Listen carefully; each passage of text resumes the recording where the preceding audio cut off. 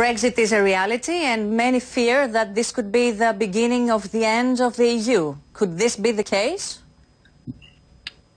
It certainly increases the risks of that happening. I think it's premature to say that this is the beginning of the end of the EU, but clearly Euroscepticism is not just a British phenomenon. You find this also with often very powerful, charismatic, populist politicians such as Marine Le Pen in France or Geert Wilders in the Netherlands, both of whom have called for new referendums themselves, or for referendums themselves for France and the Netherlands. Do you fear the rise of the extreme right in Europe? What's very unfortunate in Britain is that this referendum campaign has unleashed some xenophobic tendencies. Probably the factor that tipped this referendum for people to vote out was the statement by the Leave camp that Turkey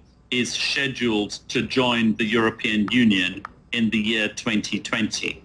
It's not scheduled to join the European Union in 2020, but the Leave camp used this to scare the British people and to say, well, there are 80 million Turks on their way here to Europe, and many millions of them will come to Britain, and then they will take over our schools and our hospitals, and there won't be any space for the native Brits. What do you think will be the economic consequences for Europe, for the rest of Europe? The fear now that Europe will break apart could have a sort of self-fulfilling element through the financial markets. You will see the spreads on government bonds widening against the German government bonds.